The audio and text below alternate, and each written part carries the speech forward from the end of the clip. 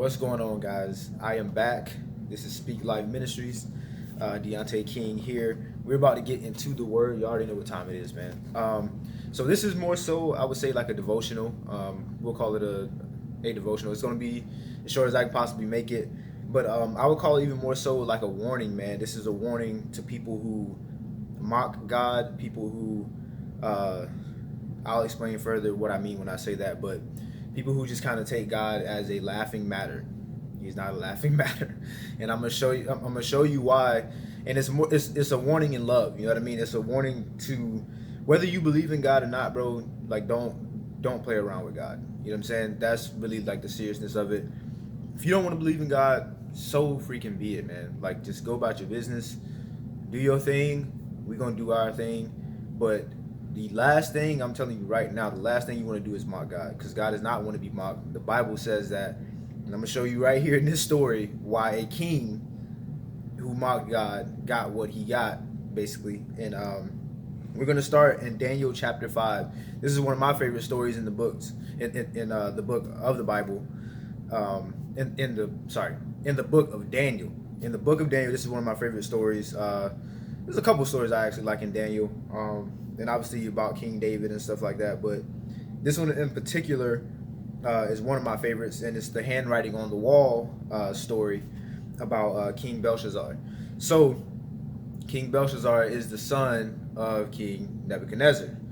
Now, for anybody who thinks that they can mock God, like Nebuchadnezzar is a historic figure. Okay, one of the richest kings ever, one of the most powerful kings ever to be on this earth.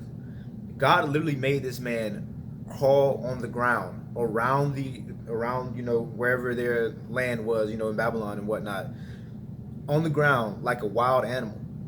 God made this man act like a cow, bro. The mind of a freaking beast of the field. This man ate grass. He was a king. Like, he could literally, for no reason at all, be like, kill that dude right there, kill that guy. And they would kill him. And if they didn't kill him, he would kill that person. You know what I'm saying? So he had that type of power. And God made this man crawl on all fours, roam around, through that land as a wild animal. He gave him the mind of a wild beast and made him eat grass, bro. That's how powerful God is. Like, and this is not a fairy tale. This is a true factual story, bro. Like, there's historic stuff to back all of this. Nebuchadnezzar was a real person. A real human being who was here on this earth, and a powerful human being at that. And look what God did to him. Just like that. Made him like a wild animal in the field, and then brought him right back into power like nothing. Like a game. Like he just took a checker piece off the board and put it right back on there. Easy. God is not one to be mocked, bro. Let's go ahead and get into it. I'm going to start Daniel chapter 5, verse 2 says, Belshazzar, when he tasted the wine, commanded that the vessels of gold and of silver that Nebuchadnezzar his father had taken out of the temple in Jerusalem be brought, that the king and his lords, his wives, and his concubines might drink from them. Then they brought in the golden vessels that had been taken out of the temple, the house of God in Jerusalem. The house of God in Jerusalem. They took the vessels from the house of God. And the king and his lords and his wives and his concubines drank from them. They drank wine and praised the gods of gold and silver, bronze, iron, wood, and stone. All gods that are not God. Okay? Immediately, the fingers of a human hand appeared and wrote on the plaster of the wall of the king's palace, opposite the lampstand, and the king saw the hand as it wrote. All right. There's a little more that I'm going to read. I'm going to read the part where Daniel kind of tells the king what he did wrong. But there's a movie called The Book of Daniel. And it's one of my favorite movies. It's your cliche Christian movie. It's not that great of acting, but it's a good movie, to explain the story. So I like it. I'm a more visual learner, which is why I actually like it, because seeing it in the movie just helped, with the explanation and stuff like that. Nothing too crazy. If you're really on the acting and stuff, don't watch it because it's not the best acting. But they explain the story pretty well. So if you want to check it out, check it out. I might leave a link or something in the description. But basically, when King Belshazzar did this, he pretty much mocked God, like a slap in the face. So basically, what Daniel was explaining to him in the movie, and the way he explained it, like really set in my heart, man. Like he was telling Belshazzar, after he explained what the writing on the wall meant, you know, the let me find it, the Mene Mene Tekel Parsin. He explained what those words meant, and you know what his fate was and stuff like that. And then he basically said to him that God has God has practically seen his heart. Not practically, God has literally seen his heart. Okay, and he's saying that if the king was able to, if King Belshazzar was able to, he would strap God down. You know what I'm saying? God in like human form or something like that. He would strap God down to the table, slap him around, beat him around, mock him, laugh at him. You know what I mean? And just make a complete fool out of the living God if he was able to.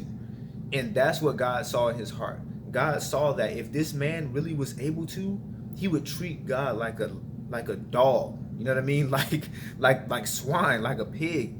You know, and just like make a complete mockery out of this man. And nothing against people, man, but like I feel like there's a lot of people walking around this earth that feel that way, and not even feel that way, but if they had the opportunity to, they would do it. They would tie God to the table, mock him, slap him, beat him around like nothing, spit in his face, just like they did Jesus, who was also God. But anyways, you get my point. Once he saw that in this man's heart, he wrote physically on the wall. That's a warning, man. That's a warning that God is not playing with you, bro. He's not playing with you. To literally mark that man's fate on a wall in words that nobody else can understand, but obviously Daniel, when he showed up and interpreted the whole thing, God was not playing, man. Listen to me. Do not mock God. Don't make a fool of him. Don't joke around. You know what I mean? Like you can be comical or whatever, man. Like nobody's that strict, but like don't mock him in a way that, like, if he was a person right here, you would like literally kick him in the face. You would shove his face in some crap, or you know what I mean, like some embarrassing type of junk. People will literally want to embarrass God. That's what they're saying. That's what he's saying. All right, so let's go ahead and get into it. I'm gonna start from verse 24, where he pretty much explains the what was inscribed on the wall. It says, "Then from his presence the hand was sent, and the writing was inscribed. And this is the writing that was inscribed: Mene, Mene, Tekel, Parsin. This is the interpretation of the matter. Mene, God has numbered the days of your kingdom and brought it to an end. Tekel, you have been weighed in the balances and found wanting. Paris, your kingdom is divided and given to the Medes and Persians."